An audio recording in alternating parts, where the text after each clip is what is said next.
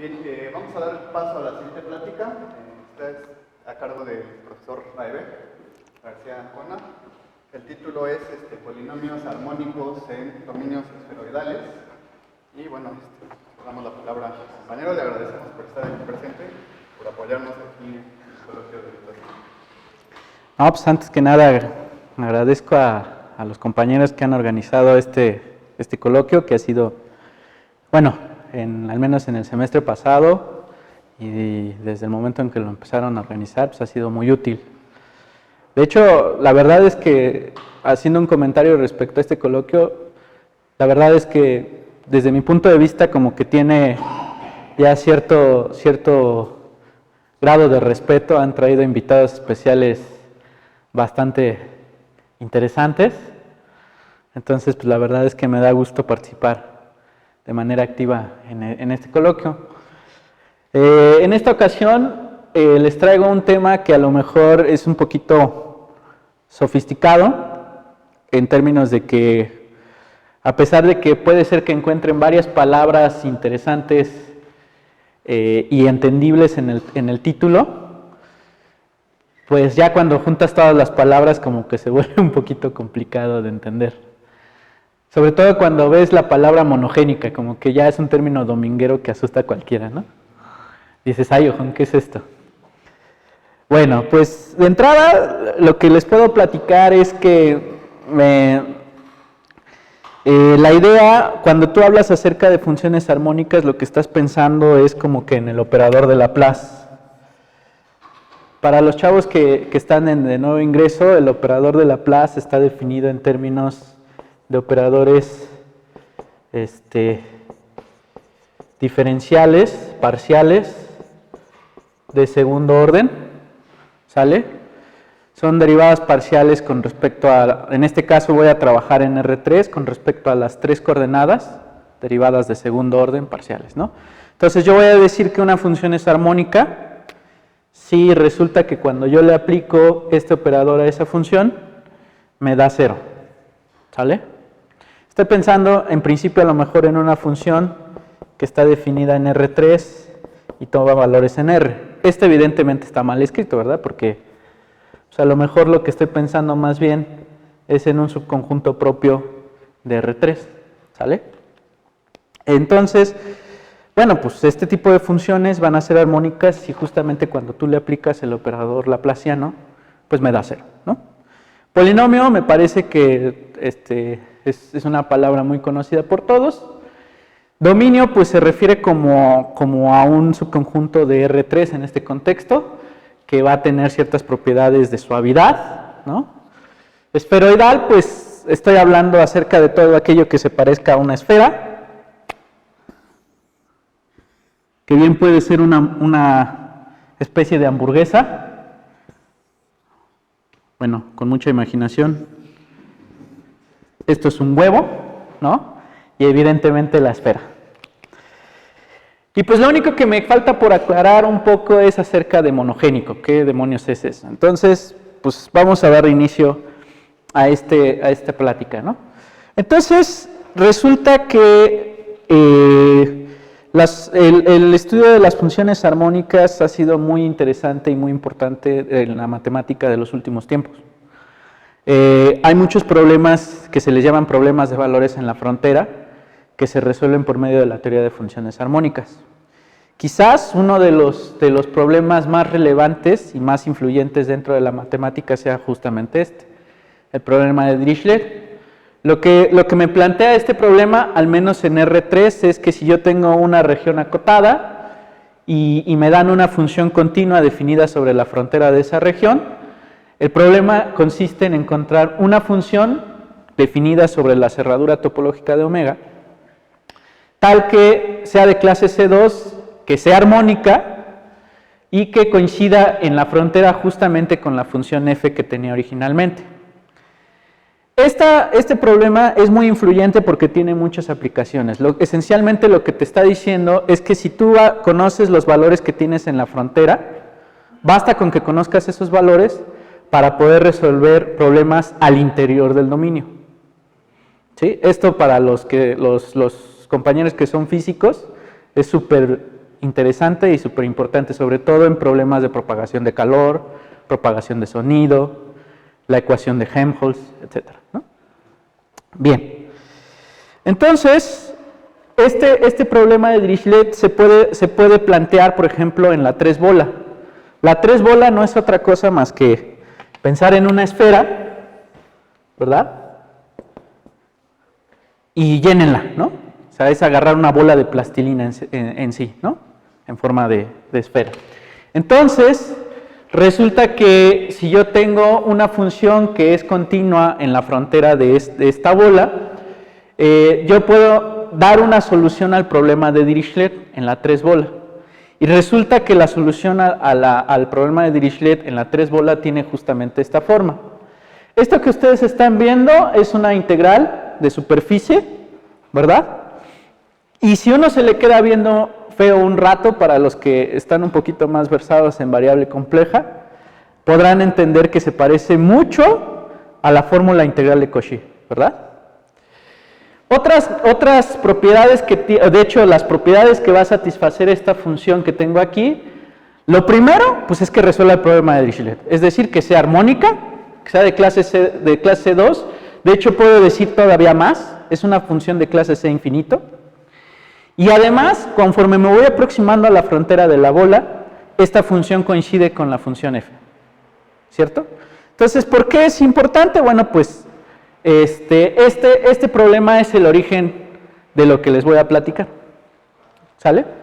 Entonces, lo que a mí me interesa es de alguna manera poder caracterizar funciones armónicas en la frontera de ciertos dominios, al menos de dominios simplemente conexos.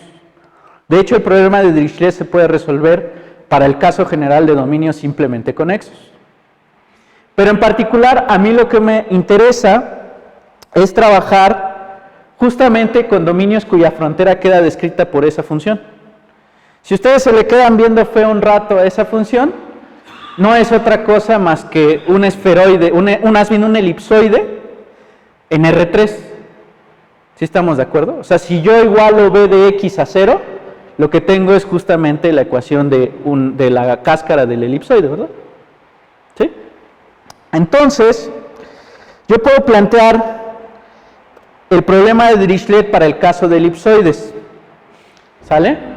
La misma condición, yo tengo una función continua definida sobre el elipsoide, entonces a mí lo que me interesa es encontrar una única función definida en la frontera, en la cerradura topológica del elipsoide, de tal forma que sea de clase C2, que sea armónica y que en la frontera de este elipsoide coincida justamente con la función f. Este problema fue resuelto por un señor que se apellida Baker en el 99. Aquí les presento la cita. Es una construcción un poquito técnica, pero pues bastante interesante, ¿no? Esto que les estoy presentando es solamente, digamos, el preludio de lo que viene, ¿sale? A mí lo que me interesa es, para empezar a trabajar con polinomios homogéneos. ¿Y qué es un polinomio homogéneo? Un polinomio homogéneo de grado m en n variables tiene justamente esta forma. Si ustedes se le quedan viendo fue un rato, como que la forma está algo asquerosita, ¿no? Porque lo que me está haciendo es como definir el producto aparentemente como de vectores y elevar vectores a una potencia. Eso como que pues no está como que bien escrito. Realmente lo que estoy pensando es cosas de esta forma indexadas con un subconjunto de esta forma. O sea, lo que estoy pensando es que está acompañando una escalar multiplicada. ¿Cuántas variables tengo? N variables elevadas a potencias, ¿sí? De tal forma que la suma de estas potencias me dé justamente m, ¿sale? Eso es lo que estoy haciendo. Por ejemplo, un ejemplo de un polinomio homogéneo de grado 2 en dos variables podría ser este, ¿cierto? Ese es un polinomio homogéneo de grado 2 en dos variables, ¿sí? Entonces, bueno, este conjunto que estoy escribiendo aquí, de entrada, pues como que se ve así medio apantallador. ¿Por qué me interesan los polinomios homogéneos? Resulta que cuando tú quieres escribir a una función, por ejemplo, diferenciable de clase C infinito, esta función se puede representar como una serie de potencias, a la que se le conoce como serie de Taylor, que era algo más o menos de lo que estaba hablando el profesor Lino hace rato. Entonces, resulta que a mí lo que me interesa es que si yo tengo una función de clase C infinito, se pueda caracterizar de alguna forma mediante una serie de potencias, centrada alrededor de algún punto. ¿Sí? Como estoy trabajando, en este caso en Rn, pues el problema se vuelve un poquito más complejo, ¿no? Entonces, de entrada, por eso es que estoy tratando de encontrar alguna forma de abordar ese problema para el caso de R3. Y este caso nos va a llevar a algo que se va a llamar análisis cuaterniónico. Y ahorita vamos a ver de qué trata esto. Entonces, bueno, pues aquí les presento esta definición. La definición del conjunto AM de Rn va a ser el conjunto de todos los polinomios homogéneos de grado n armónicos. Es decir, polinomios que se ven de esa forma y que además satisfacen la ecuación de Laplace. ¿Vale? Bien. Entonces, cuando yo me restrinjo, cuando yo tomo solamente polinomios definidos sobre la esfera, lo que estoy obteniendo esencialmente son polinomios que se les llaman armónicos esféricos. ¿Quién sabe por qué, no? Entonces, para estudiar a los armónicos esféricos de entrada, una forma de abordarlos es por medio de los polinomios de Legendre. De hecho, resulta que los polinomios de Legendre son muy importantes en la construcción de los armónicos esféricos, simplemente por el hecho de que son justamente las soluciones de la ecuación laplaciana. ¿Sale? Entonces, un ejemplo, lo que quiero decir en esta lámina es que justamente un ejemplo de los polinomios de armónicos homogéneos son justamente los armónicos de Legendre, de grado m en n variables. En este caso, como que sí se ve así, ¿no? Medio apantallador. Lo que estoy tomando es un polinomio armónico definido en Rn de grado m.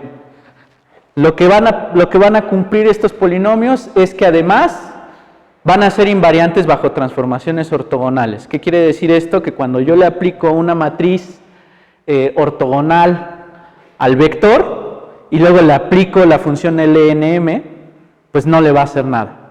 ¿Sí? Un ejemplo de transformaciones ortogonales, por ejemplo, son las rotaciones. ¿Sí? Además, lo que quiero es una condición de normalización. Esto quiere decir que a todos los vectores básicos, bueno, al menos al vector básico que tiene un 1 en la última entrada, lo mande al 1, esa se le llama condición de normalización. Y entonces, en lo que resta de la plática, lo que voy a hacer es denotar a todo vector que esté en Rn como xn, y cuando yo esté hablando de un vector que esté restringido a la esfera en Rn, pues lo voy a anotar simplemente por xn. ¿Sale? Entonces, resulta que cuando yo uso coordenadas polares y considero los armónicos de Legendre, definidos de la manera general y asquerosa que acabamos de ver ahorita, obtengo un tipo de polinomio que se ve de esta forma. Nótese que el xn está parametrizando a una trayectoria que se encuentra metida en la esfera. ¿Sí está clara esa idea? ¿Sí? Entonces, finalmente ya no les doro más la píldora, la definición más clara y sencilla y bonita y de hecho útil para trabajar con los polinomios de Legendre es justamente esta, a la cual se le llama fórmula de Rodríguez. ¿Ok? Fíjense, el polinomio de Legendre se define como la derivada enésima de esa potencia que tengo ahí. Esa potencia, en algún curso de cálculo 1, se puede ver que se puede desarrollar mediante un famoso teorema, que es el teorema del binomio de Newton. ¿Sale? Entonces, si yo desarrollo eso mediante el teorema del binomio de Newton y aplico la derivada de orden enésimo a cada una de las potencias, lo que voy a obtener es una expresión explícita para los polinomios de Legendre. ¿Sale? Bien. Si ustedes se fijan, estos polinomios de Legendre tienen ciertas propiedades. Yo cuando los evalúo en 1 siempre me da 1. Y cuando los evalúo en -1, pues va a cambiar de signo dependiendo de la paridad de n. Eso es muy importante. Los polinomios de Legendre, o sea, la paridad de los polinomios de Legendre depende directamente del valor de n, de la paridad de n.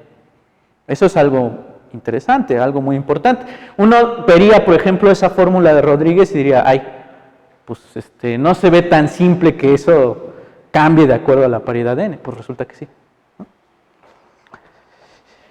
Sale. Entonces, resulta que a partir de los polinomios de Legendre puedo a su vez construir una familia de funciones que les llamo funciones asociadas de Legendre. Y nuevamente están definidas por esta ecuación diferencial, también llamada fórmula de Rodríguez. Mediante un argumento similar se puede verificar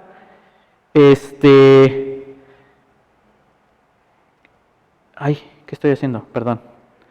Se puede verificar que una expresión explícita para las funciones asociadas de Legendre está dada justamente por estas expresiones. Ahora, fíjense que el hecho de que son polinomios, de entrada aquí estoy restringiendo el valor de t al intervalo -1, 1, ¿verdad? Pero son polinomios, los polinomios se puede verificar que están definidos en todo R, ¿verdad? Sobre todo un polinomio de una variable. Entonces, pues estos polinomios se pueden definir en todo R. Cuando ya empiezas a trabajar con las funciones asociadas de Legendre, fíjense que ya no está tan claro que estas funciones sigan siendo polinomios reales, o bueno, funciones reales. ¿Por qué? Porque si ustedes se fijan aquí en la primera expresión que tengo arriba, tengo un 1 menos t cuadrada elevado a m medios. Ese medios que tengo ahí provoca que esté restringiendo mi dominio únicamente al intervalo -1, 1. Si me salgo de ese intervalo, pues tengo el problema de que eso ya se vuelve complejo, aparentemente. Pero resulta que en la teoría, pues simplemente resuelves el problema para el caso en que no estás en el intervalo -1, 1, 1, cambiando este 1 menos t cuadrada, ¿no?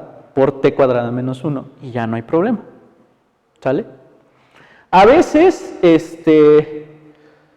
pongo esta distinción porque a veces en algunos lados a estas se les conoce como funciones asociadas de Legendre del segundo tipo.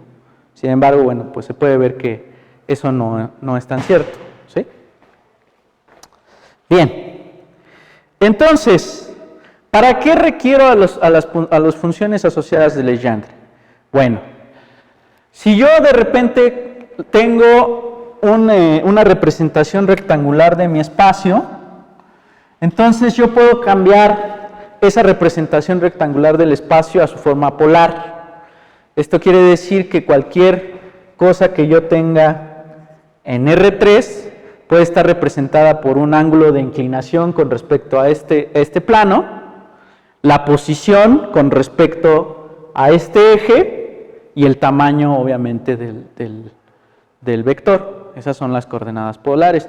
Y cualquier punto que yo tenga en R3 puede ser representada de esa forma.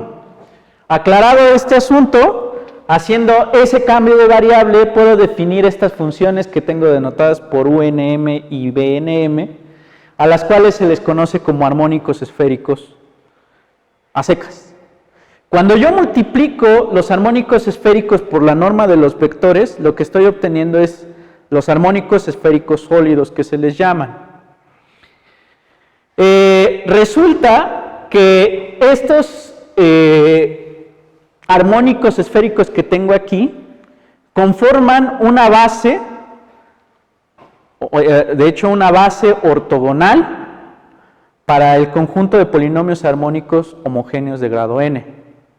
¿Y qué significa que sea una base ortogonal? Bueno, pues de entrada que estos polinomios generan al espacio. ¿Qué quiere decir? Que cualquier elemento que yo tome en el espacio puede ser escrito como una combinación lineal de ellos.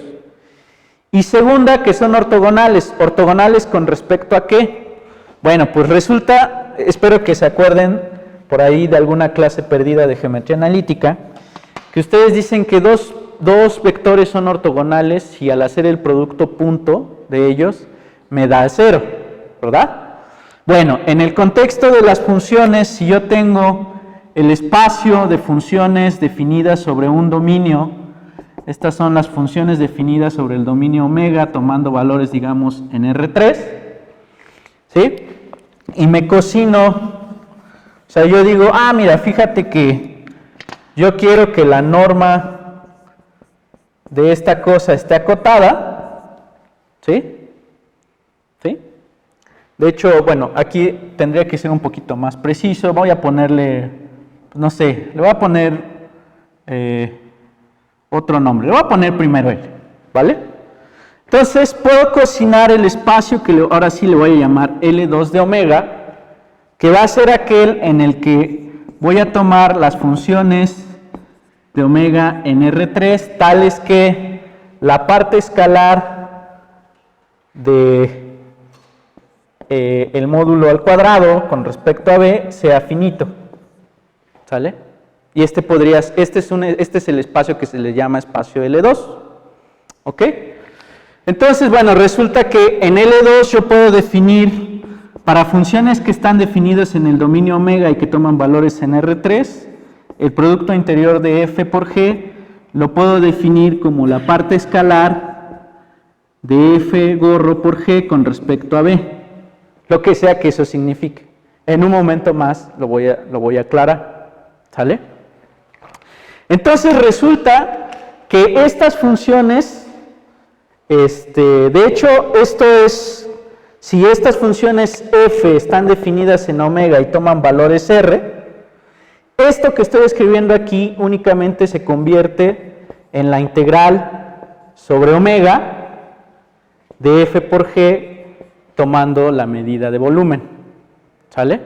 Esto se conoce como el producto interior en L2 y resulta que cuando ustedes hacen increíblemente el producto interior de dos armónicos esféricos de diferente grado o de diferente orden, resulta que ese producto me da 0.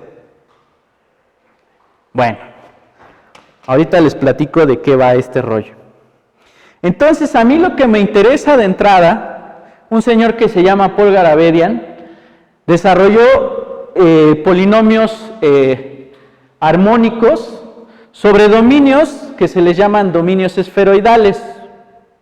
Estos dominios están definidos por el valor real alfa mayor que 0. ¿Y qué significan estas ecuaciones que tengo aquí? Bueno, la ecuación de arriba la voy a llamar dominios esferoidales prolatos y las de abajo platos. ¿Qué me quiere decir esto? Bueno, pues resulta que el origen de estas ecuaciones es muy geométrico. Está basado, por ejemplo, en la geometría de las funciones seno y coseno complejas. Resulta que la función coseno compleja está definida por algo de este estilo cuando tú tomas una serie de complejos que tienen parte imaginaria constante, ¿verdad? De la forma b igual a b0, estas se transforman al conjugar y al aplicar después la función coseno en una elipse así alargadita. Cuando tú rotas esa elipse, eventualmente lo que vas a estar obteniendo es una figura como de este estilo. Si tú aplicas el mismo argumento para el caso de la función seno, sin necesidad de aplicar la conjugada compleja a la variable z, vas a seguir obteniendo una elipse, pero ahora como que la elipse, en lugar de estar así, va a estar como que acostada. O sea, fíjense la correspondencia, ¿no? La elipse aquí está, la elipse generadora está aquí, abriendo así, y la elipse generadora aquí está así, ¿verdad? Está girando así, a 90 grados, ¿no? Con respecto a esto. ¿Sí? Entonces es por eso que Paul Garabedian se dio cuenta de justamente ese comportamiento geométrico y entonces dijo, pues me voy a cocinar para un alfa mayor que 0 fijo, me voy a cocinar dominios esferoidales de esta forma. ¿Sí? ¿Por qué es de interés? Bueno, pues resulta que en la ingeniería pues hay muchas aplicaciones de estos hechos, ¿no? Cada vez vemos, por ejemplo, más estadios de fútbol en forma de huevo, en forma de hamburguesa, como ustedes lo quieran ver, ¿no?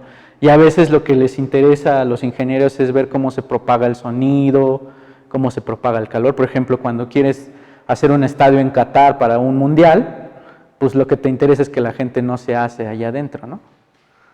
Entonces, resulta que si yo logro encontrar alguna función que me defina la propagación de calor en la frontera, por la teoría de funciones armónicas y el problema de Dirichlet, de alguna forma puedo encontrar cómo se propaga el calor al interior del estadio, ¿no? Por ejemplo, ¿no?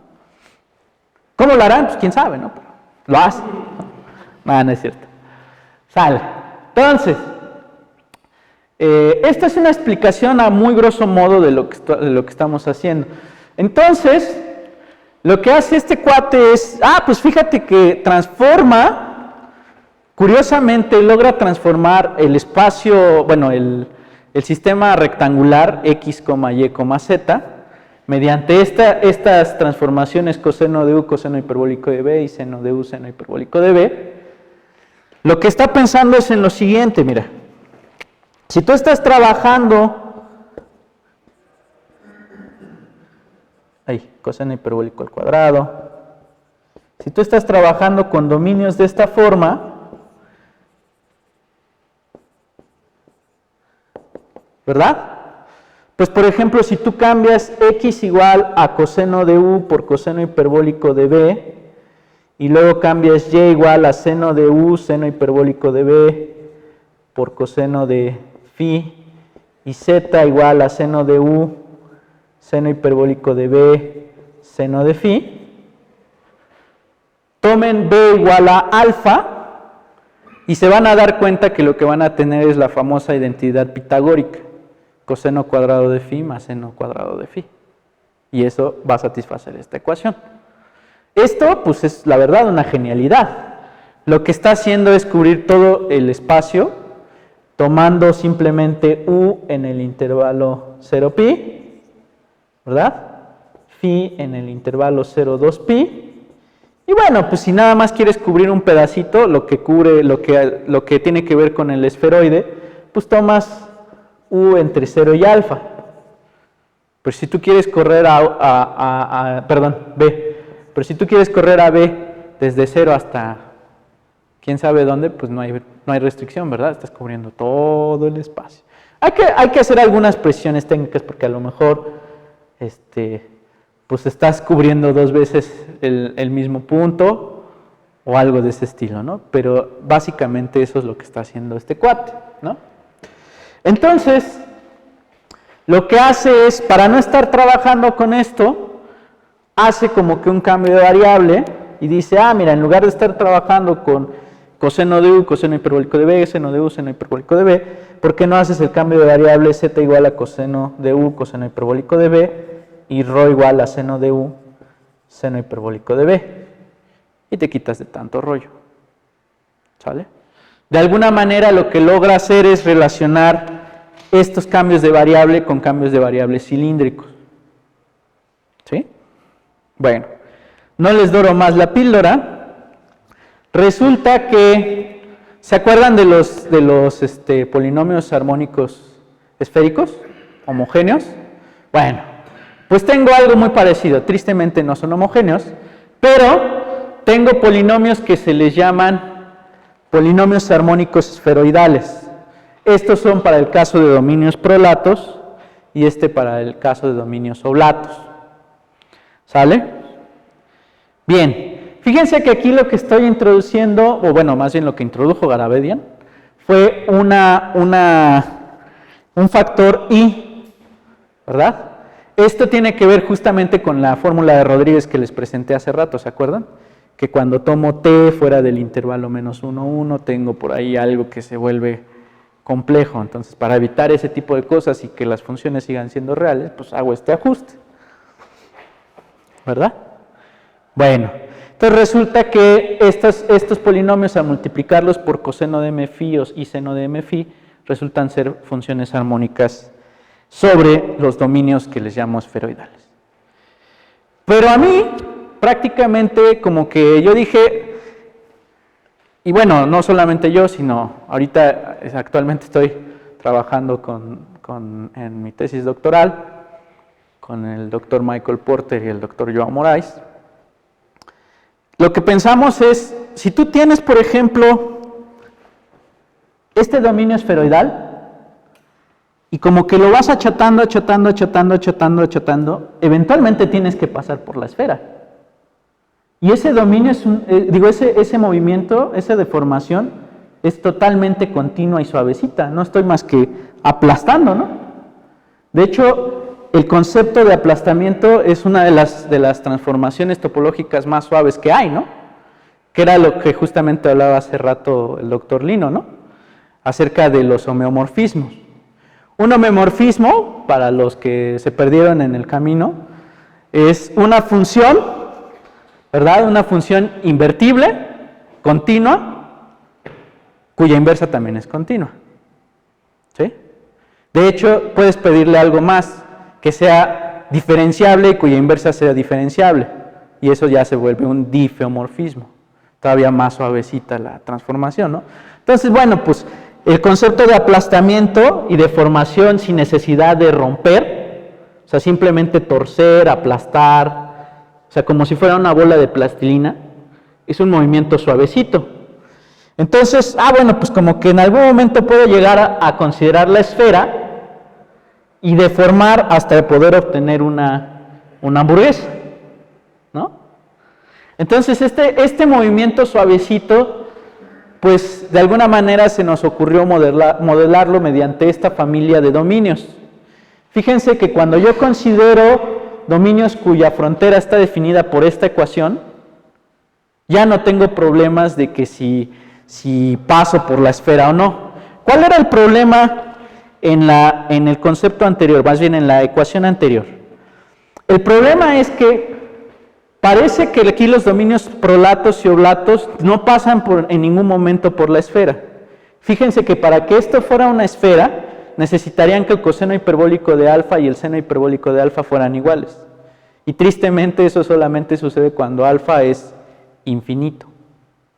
O sea, si ustedes se quedan pensando un rato, pues algo mientras más gordo y grande es, más esférico se vuelve, ¿no? Entonces, eso como que no tiene sentido.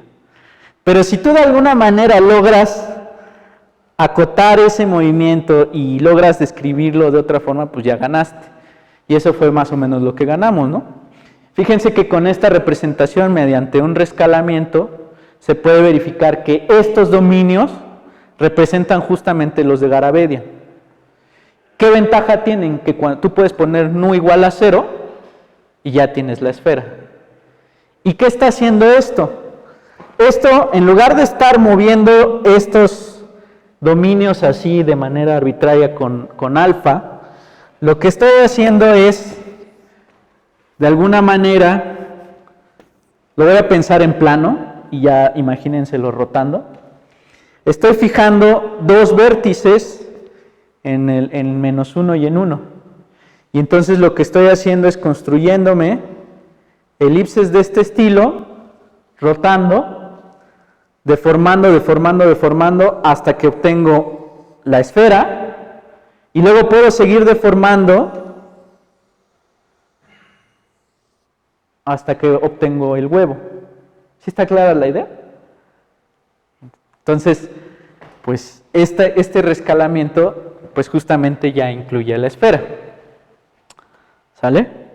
Entonces resulta que ese rescalamiento está definido por un factor mu definido como 1 menos c a la 2 nu a la 1/2.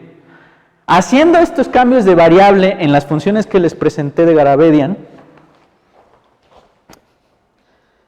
resulta que tengo las funciones armónicas definidas sobre dominios esferoidales de esta forma, únicamente agarrándolas de Garabedian y multiplicándolas por ese factor que tengo ahí.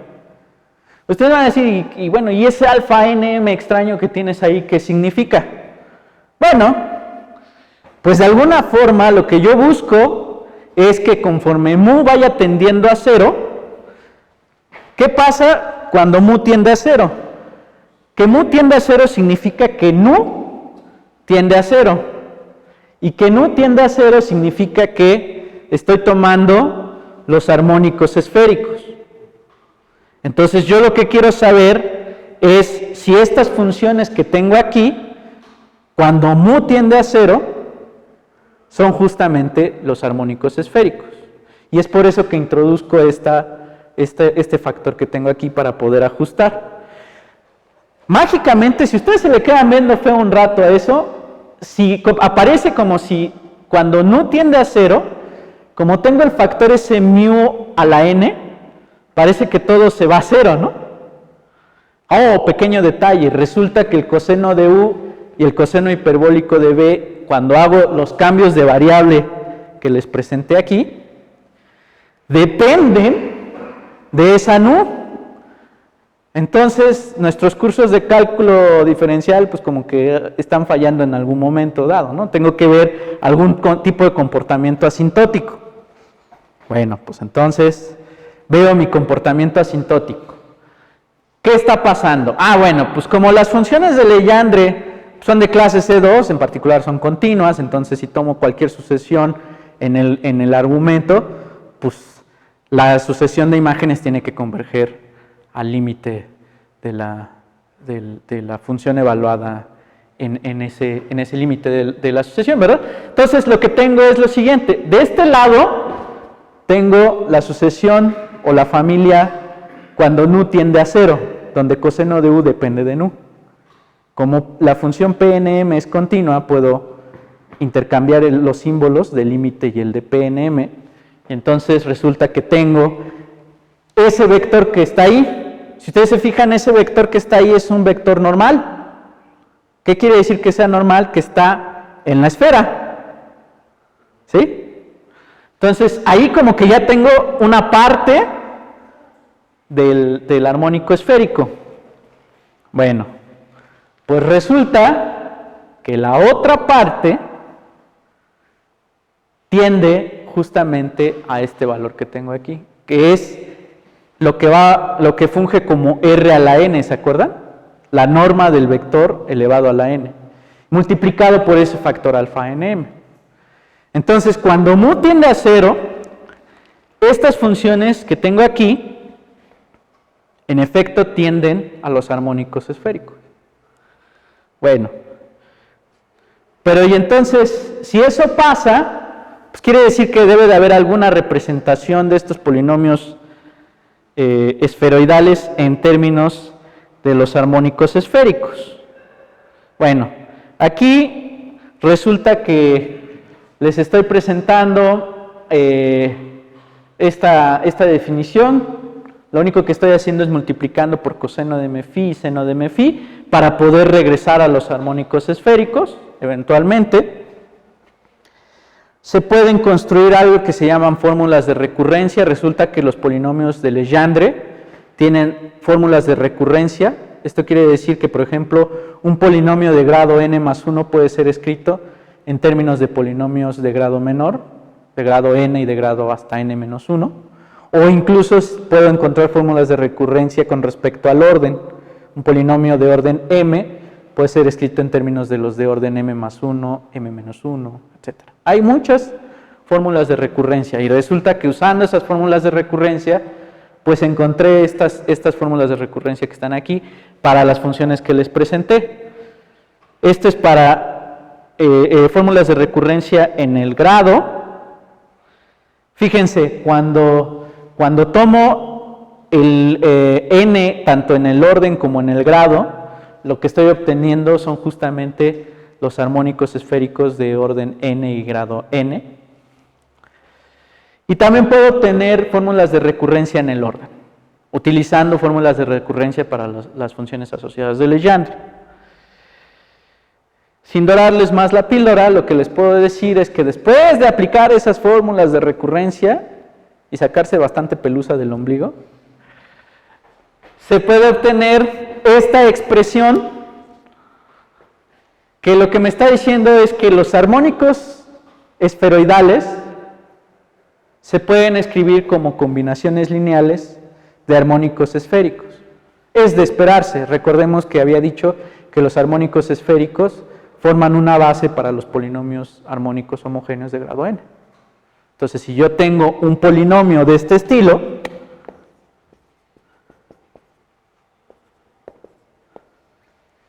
pues es evidente que lo puedo descomponer como combinación de polinomios homogéneos, ¿verdad? Entonces, si eso se puede, pues, y esto es una base para los homogéneos, pues es lógico que tengo que poder escribir a estos armónicos esferoidales. Aquí está mal escrito, porque nada más estoy poniendo una variable. Recuerden que estos están en 3 variables. Ya me parezco al hermano Lelo. En 3 variables. ¿Sale? Bueno. Y entonces, ¿por qué nos interesa este concepto? Los voy a llevar todavía más lejos. Resulta que en sus cursos de cálculo 1 ustedes estudian el concepto de derivada, ¿verdad? Famoso concepto de límite cuando x tiende a x0, de f de x menos f de x0 entre x menos x0, ¿se acuerdan? Recuerden que pues, la derivada es la pendiente de la recta tangente y la velocidad instantánea, tantas interpretaciones que tiene esto. Bueno, entonces, este concepto que ustedes tienen aquí, si ustedes dicen que esa función es real, les creo. Yo voy a decir que una función es diferenciable si ese límite existe. Bien, si ustedes me dicen que esa función es complejo evaluada, les creo, les sigo creyendo, ¿verdad? Si ese límite existe, se dice que la función es diferenciable, aún teniendo que f sea complejo evaluada y definida sobre los complejos. Y entonces alguien por ahí, medio locochón, se preguntó, ¿y se podrá generalizar el concepto de complejo para R4 o R3 o R5 o R7? Bueno, pues resulta que Hamilton logró logró generalizar de alguna forma los complejos. Él de entrada pensaba que los complejos se podían generalizar así. Él decía, pues un hipercomplejo tiene que ser de esta forma, donde i al cuadrado tiene que ser igual a j al cuadrado y esto tiene que ser igual a menos 1. Pero se dio cuenta de que le faltaba dimensión y después de un buen rato se dio cuenta que necesitaba una cuarta dimensión y entonces construyó a los cuaternios. Si escuchan por ahí algo de teoría de triernos, eso no existe. No les crean. Bueno, lo mejor que puedes hacer entonces es, si tú tienes R3, porque hemos estado trabajando en R3, en ningún momento me he ido a R4, ¿verdad? Entonces, puedo pensar en R3 como una subálgebra de H. ¿Por qué subálgebra? Híjole, pues ¿qué crees? Yo puedo definir en R4 cierto tipo de multiplicaciones. Puedo definir esto y puedo definir esto, ¿verdad? ¿Sí? O sea, yo puedo definir una multiplicación con estas cualidades y además lo que voy a decir es que sea anticonmutativo, ¿no? O sea, que i por j sea menos j por i, j por k sea menos k por j y k por i sea menos i por k.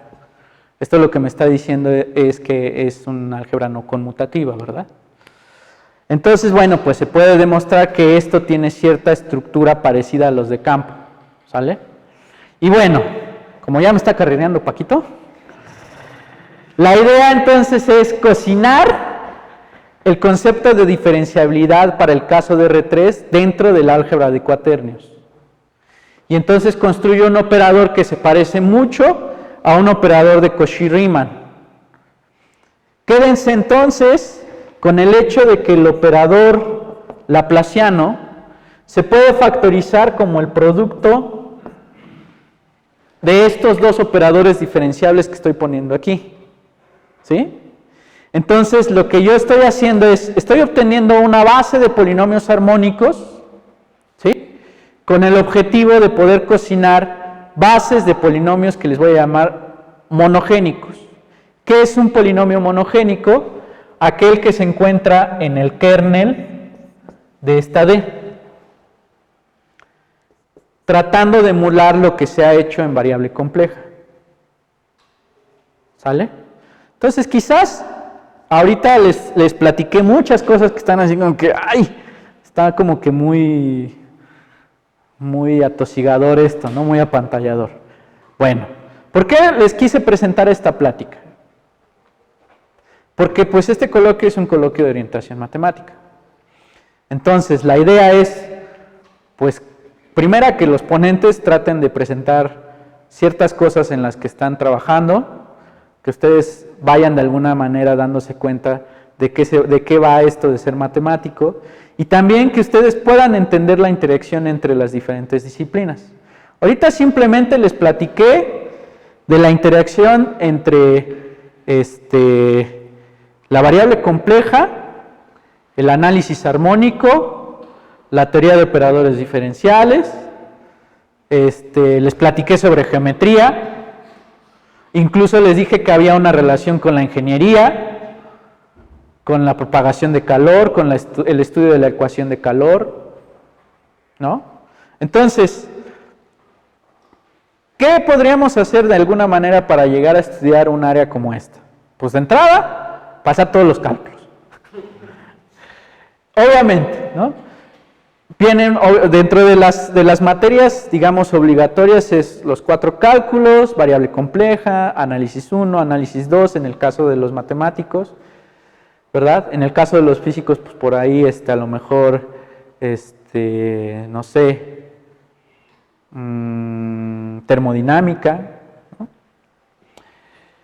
Y ya, por ejemplo, cuando tú ya te quieres especializar y te quieres meter a ver algo más que se relacione con este tipo de temas, es, por ejemplo, llevar los cursos de análisis 3 y análisis 4, en donde tú puedas estudiar, pues a lo mejor teoría de la medida, análisis funcional.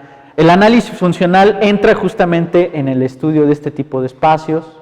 Teoría de la medida se puede estudiar, bueno, también estos espacios se pueden estudiar desde el punto de vista de la teoría de la medida. Se les conoce como espacios clásicos de Banach. Entonces, ahí, por ejemplo, ya tienen 2 obligatorias.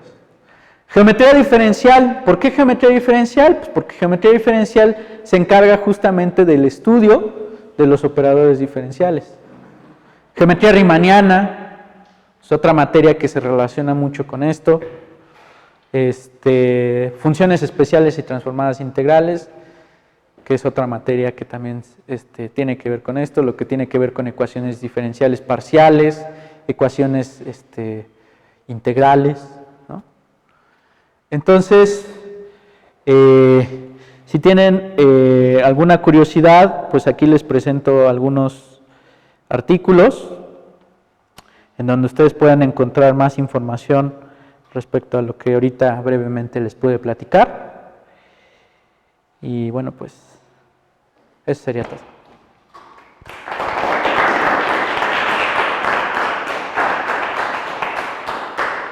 Bien, pues no sé si tengan alguna duda o comentario, alguna observación que hacerle al compañero. Sí. ¿Alguien que quiera participar?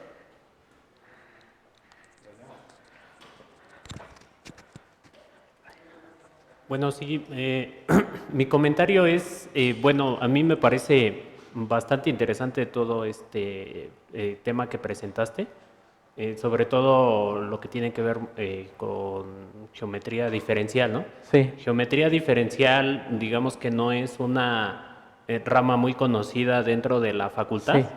De hecho está como demeritada. Sin embargo, me parece muy básica en general para físicos y matemáticos, no sé si por ejemplo para los de ciencias de la Tierra o cualquier otra materia, cualquier otra carrera, perdón. Sobre todo porque tiene que ver con, no sé, en el caso de la física, con relatividad, ¿no? Es como que el fundamento de la Sí. relatividad, cosa que la mayoría de los físicos, ya estando en el límite de la carrera, pues no saben y pues muchas veces se les llega a complicar esta parte. Me parece una carencia, pues, digamos, dentro del sistema de... Dentro de la misma orientación, ¿no? Ajá, exacto, dentro de la misma orientación, porque pues justamente no sabe y me parece, por ejemplo, ahorita pues el tema me parece pertinente para mencionarlo, ¿no? Que lo que haces pues es básico en general pues para matemáticas y para física, ¿no? Sí, de hecho, la geometría diferencial, como bien lo indicas, este, pues muestra a la matemática como un todo, ¿no? O sea, como que de repente los matemáticos empezamos a estudiar las disciplinas de manera aislada, ¿no? Y pues dice uno, pues yo soy analista, yo soy algebrista, yo soy geómetra, y de repente perdemos de vista justamente ese todo. La geometría diferencial no solamente se basa en el estudio de las variedades, ¿no? A lo mejor puedes empezar a meterte en cosas de cohomología que ya tienen que ver con topología diferencial, o meterte, por ejemplo, al estudio de la misma homología, de la homotopía, que ya cae en el terreno de la topología algebraica. Entonces ahí es donde, por ejemplo, podemos ver el matrimonio entre la topología y la geometría, ¿no? Aquí, por ejemplo, pues vemos el matrimonio que tiene entre el análisis, la topología diferencial, la geometría diferencial, ¿no? Entonces, sí, definitivamente está bastante demeritada la materia. Y por eso se me hace como muy importante destacar que es una de las materias optativas, quizás más importantes que hay. Que yo la pondría como obligatoria, pero pues no se puede todo en este mundo. ¿Alguien más que guste hacer un comentario? Sí.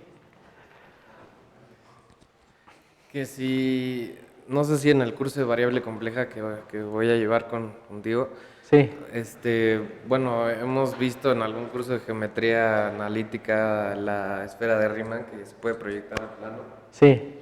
Mi pregunta es que, ¿se puede hacer lo mismo si tuvieses una elipse o un elipsoide o un huevo o algo así? ¿Existe una función que lleve del huevo a todo el plano? Seguramente sí. Porque tú puedes, lo que estaba platicando justamente ahorita, ¿no? O sea, tú como que puedes deformar de manera suave, de entrada, la elipse a la esfera, bueno, perdón, el elipsoide a la esfera, ¿no? Y a lo mejor de ahí aplicar lo que tú estás diciendo, ¿no? Ya, o sea, Y bajar al plano. como Entonces, un mapa de un ajá. mundo, pero... Entonces recuerda que con posiciones de funciones biyectivas, pues tienes una biyectividad por ahí, ¿no? Ya, Entonces muy sí bien. se puede. ¿Alguien más que guste pregunta, comentario? ¿Más dudas? ¿No? Bueno, pues entonces agradecemos la participación del compañero Raibel y bueno, pues les damos las gracias también por habernos acompañado en la primera sesión de esta semana del coloquio de orientación matemática. Los invitamos a que sigan asistiendo, a que chequen el cartel, está el programa ahí, y está también en la página, ¿no? La página es Coloquio de Orientación Matemática, se la pueden encontrar en Facebook. Ahí también tenemos los vínculos hacia YouTube, donde están colgados todos los videos que se han dado de las pláticas anteriores. También los invitamos a que les echen un ojo. Y bueno, como mencionaba el profesor Miguel Ángel hace un rato, también que nos ayuden a correr la voz y a compartir o a hacer propaganda de temas, ¿no? ¿Sí? Pues muchas gracias y nos vemos. Entonces,